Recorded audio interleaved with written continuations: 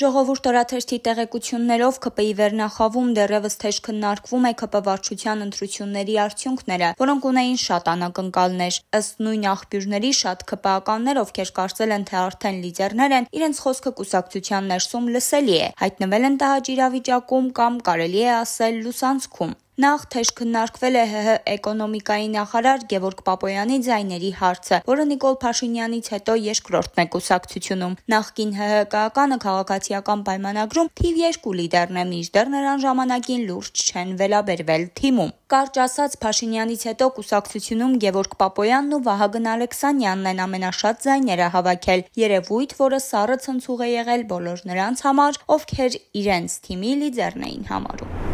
Հրապարակ թերթը գրում է որոշ տեղեկություններով քաղաքացիական պայմանագիր խմբակցության մոտ 4 տասնյակից ավելի падգամավորներ վերջին ամիսներին հատուկ սարքեր են ձեռք բերել, որը թույլ չի տալիս, որ գաղտնալսեն մարդկանց։ Ինչպես հայտնի է, գաղտնալսումներն արվում են հիմնականում հեռախոսների միջոցով, ընդ որում պարտադիր չէ, որ մարդը դրանով խոսելիս լինի։ Սմարթֆոնն անգամ պասիվ վիճակում կարող է գաղտնալսելու գործիք դառնալ։ Հիմա կարկառուն ՔՊ-ականների աշխատասենյակների որևէ անկյունում այդ արկղերը գաղտնալսումը կանխող սարքերն են դրված։ Երբ ՔՊ-ականներն իրենց աշխատասենյակներում ուզում են զրուցել որևէ մեկի հետ կամ հյուրեր են ընդունում, հեռախոսները դնում են այդ արկղի մեջ։ Այն թույլ է տալիս, որ հեռախոսը միշտ հասանելի մնա։ Մուտքային զանգեր կան, սակայն արգելում է որոշակի ֆունկցիաներ, որոնց միջոցով հնարավոր է գաղտնալսել մարդկանց խոսակցությունները։ Այդ սարքերը արժեն մոտ 300-ից 400 հազար դրամ։ Սա վկայում է այն վախի ու ստալինյան մթնոլորտի մասին, որը ստեղծվել է ՔՊ-ում, որի զոհը արդեն նաև ՔՊ-ականներն են դարձել։ Սա է Նիկոլ Փաշինյանի ժողովրդավար երկիրը։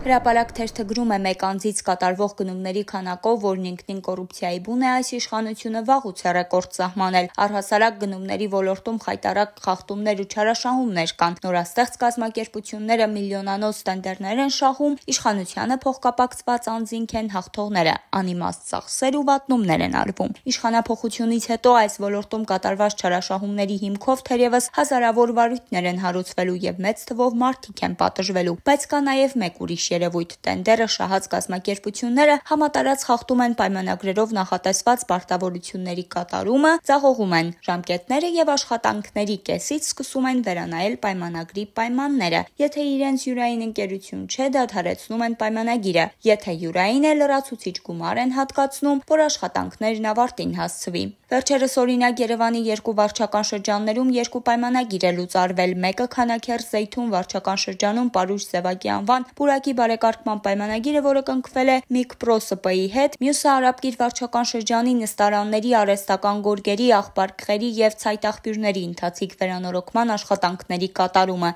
Անշ ՍՊ-ի հետ։ Փաստ օրաթերթը գրում է վերջերս Փաշինյանը կրկին պարծենում էր Հայաստանում ժողովրդավարական ինստիտուտների որակով, մասնավորապես կրկնում էր իր սիրելի թեզը, թե իբր ընտրությունները Հայաստանում չեն կեղծվում։ Իսկ ինչ կա այնտեղ կեղծելու, եթե կարելի է գործել թավշյա հեղափոխության վճռականությամբ, ուղղակի ճնշելով իշխանության համար ոչ ցանկալի թեկնածուներին ու բանտ ուղարկելով իրենց հարազատներին։ Հայաստանի բանտերը լեփլեցուն են նախաքննական կարգով կալանավորված այն մարդկանց հարազատներով ու ընկերներով, ովքեր փորձել են որևէ բողոքի շարժում սկսել Փաշինյանի դեմ։ Այս իշխանությունը փաստացի պատանդներ է վերցնում, նույնիսկ բանանային հանրապետությունները միշտ չէ, որ դիմում են նման մեթոդների, ինչպես Փաշինյանի գոված ժողովրդավարության բաստիոնում։ Եթե տեխնացուն չնայած շանտաժին մասնակցում է ընտրություններին ու հաղթում, իշխանությունը շարունակում է ճնշումը եւ փորձում է ամեն կերպ վիճարկել արդյունքները։ Կամ նոր ընտրություններ են նշանակում, ինչպես օրինակ Վեդիում, կամ հաղթած ընդդիմադիրին բանտ են ուղարկում, ինչպես օրինակ Վանաձորի քաղաքապետին, կամ նրա դեմ հարուցվում են մի շարք քրեական գործեր, ինչպես օրինակ Գյումրու դեպքում։